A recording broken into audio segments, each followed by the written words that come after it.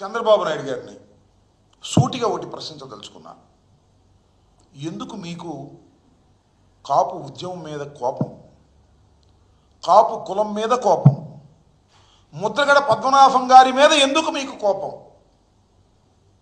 ఒక్కసారి వెనుక నేపథ్యంలోకి వెళ్తే నారా చంద్రబాబు నాయుడు గారు 2014లో కొల్లలుగా ఇచ్చిన హామీల్లో ఒకటి కాపుల్ని బీసీలో చేరుస్తానని.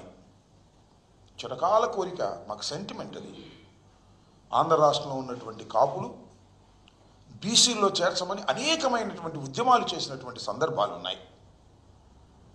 ఎవరు అడగల, ఉద్యమం కూడా చేయలే. అప్పుడు 2014లో నారా చంద్రబాబు నాయుడు గారు అధికారంలోకి రావడం కోసం అనేకమైన వాగ్దానాలు ఇస్తూ కాపుల్ని 6 మాసాల్లో నేను బీసీలో చేరుస్తాను కమిషన్ వేసి అని చెప్పటమే కాదు, మేనిఫెస్టోలో పెట్టాడు. ఆయన వచ్చి సంవత్సరంన్నరైనా కమిషన్ కూడా వేయలేదు. వేయకపోతే ముద్రగడ పద్మనాభం గారు ఉద్యమం చేశారు, కాపులందరినీ సమీకరించారు. ఆ ఉద్యమాల్లో కులం కాబట్టి ఎవరైనా ఒకటి మాత్రం వాస్తవం, పుట్టిన ఊరు, పుట్టిన కులం, తల్లి తండ్రి వీళ్ళ మీద ఒక ప్రేమ, సెంటిమెంట్ ఉంటుంది. కాపుల్ని బీసీలో చేరుస్తానని చెప్పినటువంటి చంద్రబాబు నాయుడు గారు నెరవేర్చకపోతే ముద్రగడ పద్మనాభం గారు దాని ఉద్యమానికి పిలుపునిస్తే మేము ఏ పార్టీల్లో ఉన్నా మేమందరం కూడా పాల్గొన్నాం, ఫైట్ చేశాం. అయినా చంద్రబాబు నాయుడు గారు చేయలేదు, అది వేరే అంశం. నేను ఇక్కడ మీకు గుర్తు చేస్తున్నా, ఉద్యమం చేసినప్పుడు ముద్రగడ పద్మనాభం గారు ఒక పిలుపు ఇచ్చారు, పళ్ళేలు కొట్టండి అని. గ్రామాల్లో సైతం కాపులు పళ్ళేలు కొడితే కేసులు పెట్టారు. తుని బహిరంగ సభకు పిలుపునిస్తే ఇక్కడ నుంచి బయలుదేరి వెళుతుంటే వారి మీద నోట్ చేసుకుని కేసులు పెట్టారు చంద్రబాబు నాయుడు గారి ప్రభుత్వంలో. కొన్ని వందల వేల కేసులు కాపుల మీద పెట్టారు.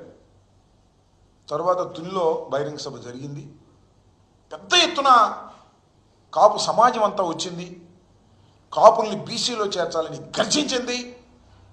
అక్కడ ఒక సంఘటన జరిగింది, రత్నాచల్ ఎక్స్ప్రెస్ ఆ బహిరంగ సభకు దగ్గరలోనే ఉన్న ట్రాక్ మీద కాలిపోయింది, దహనం అయింది. అది కాపులే తగలబెట్టారు అని చంద్రబాబు నాయుడు గారి ప్రభుత్వం కేసు పెట్టింది. ముద్రగడ పద్మనాభం గారి మీద కేసు పెట్టింది. ఆయన కాక 40 మంది మీద కేసు పెట్టింది. సరే, బాగానే ఉంది. ఆ తర్వాత వస్తా. ఆ తర్వాత ముద్రగడ పద్మనాభం గారు నిరాహార దీక్ష చేస్తుంటే ఆయన ఇంటి తలుపులు పగలగొట్టి తీసుకొచ్చి ఆసుపత్రిలో పెట్టారు.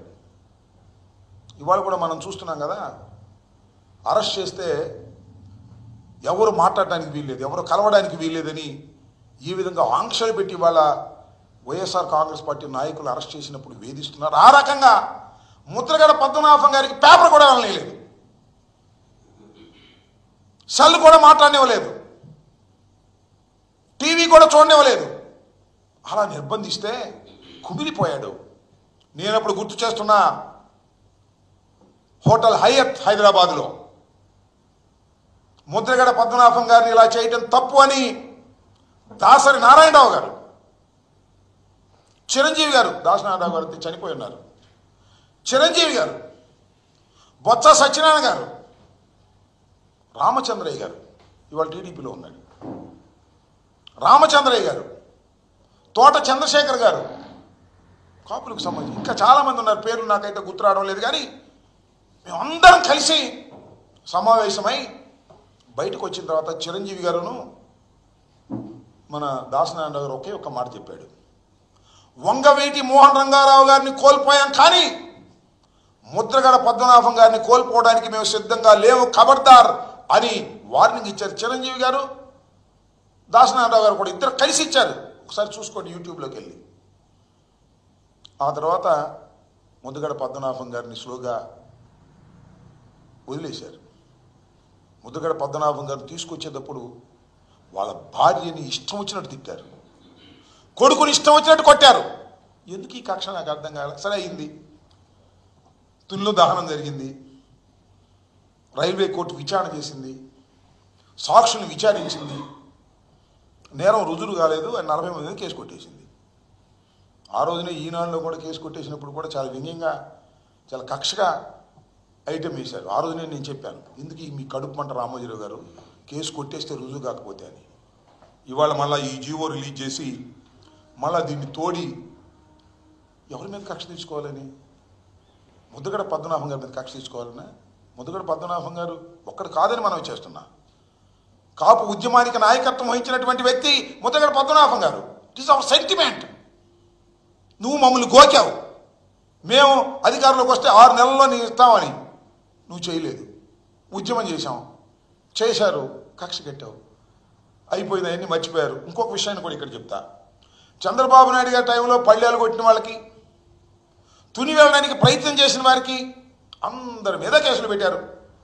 ఆల్మోస్ట్ ఆల్ మొత్తం కాపు సోదరులందరి మీద, ఉద్యమకారుల మీద కేసు పెడితే జగన్మోహన్ రెడ్డి గారు ముఖ్యమంత్రిగా అయిన తర్వాత 18/3/2020 జీవో ఆర్టీ నెంబర్ 312 312 కింద కేసులు మొత్తాన్ని డ్రాప్ చేశారు. కేసులన్నీ కూడా. నువ్వేమో కేసు మళ్ళీ కొట్టేసి ఇంకేసి తిరగదోడుతున్నావు. ఏంటికి కక్ష నాకు అర్థం కాలేదు. ఈ కేసులన్నీ కూడా ఎవరి మీద కాపుల మీద పెట్టారో, ఉద్యమకారుల మీద, ఆ కేసులన్నింటినీ కూడా నేను తీసేస్తున్నాను అని ప్రభుత్వం తరపున జగన్మోహన్ రెడ్డి గారి గవర్నమెంట్ జీవో ఇస్తే, చంద్రబాబు నాయుడు గారి ప్రభుత్వం, కూటమి ప్రభుత్వం న్యాయస్థానంలో విచారణ జరిగి సాక్ష్యాధారాలు లేవని ఎక్విటల్ ఇచ్చినటువంటి కేసును మళ్ళా అపీల్ చేయాలని జీవో ఇచ్చారు. What is this? ఏమిటి కక్ష చంద్రబాబు నాయుడు గారు? నాకు అర్థం కాల. కాపు సమాజం మీద నువ్వు ఎందుకు కక్ష పడుతున్నావో, ఎందుకు ఈ రకమైనటువంటి దుర్మార్గానికి పాల్పడుతున్నావో సమాధానం చెప్పాల్సినటువంటి అవసరం ఇక్కడ ఉంది అని ఈ సందర్భంగా నేను చెప్పదలుచుకున్నా. కేసులు ఎత్తేగిపోయావు, పెట్టావు, జగన్మోహన్ రెడ్డి గారు ఎత్తేశారు. అందరూ పాపం బయటకు వచ్చి శుభ్రంగా కేసులు పోయిన ఆనందపడ్డారు. కొట్టేసిన కేసులు మళ్ళీ తిరగబెట్టి నువ్వు చేయాలని అనుకుంటున్నావు. ఇది చాలా దుర్మార్గమైన విషయం. ఈ దుర్మార్గమైనటువంటి విషయాన్ని కాపు సమాజం చూస్తూ ఊరుకుంటుంది, ఏదో సర్దుకుపోతుంది అని దయచేసి అనుకోవద్దని మనం చేస్తున్నాం.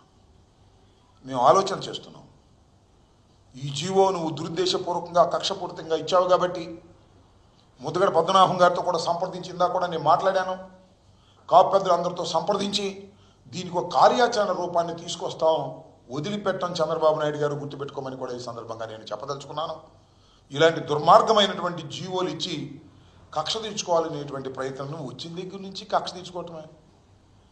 ముద్రగడ పద్మనాభం గారి మీద కక్ష తీర్చుకోవటం, కాపుల మీద కక్ష తీర్చుకోవటం, జగన్మోహన్ రెడ్డి గారి పార్టీ మీద కక్ష తీర్చుకోవటం, జగన్మోహన్ రెడ్డి గారికి అనుకూలంగా మాట్లాడే వాళ్ళ మీద కక్ష తీర్చుకోవటం, పోలీసులు ఉన్నారు కదా అని కేసులు పెట్టడం, ఆ కేసులు పెట్టి భయపెట్టాలని ప్రయత్నం చేయటం అనేది నువ్వు చేస్తున్నటువంటి ఒక అరాచకమైనటువంటి కార్యక్రమం గుర్తుపెట్టుకోవాల్సిందిగా ఈ సందర్భంగా నేను చెప్తూ, దాని మీద మేము తప్పనిసరిగా ఒక కార్యాచరణకి మేము అందరం కూడా ఆలోచన చేసుకుంటున్నాం, కార్యాచరణకు వెళ్తామని కూడా ఈ సందర్భంగా నేను చెప్పదలుచుకున్నాను. అనేక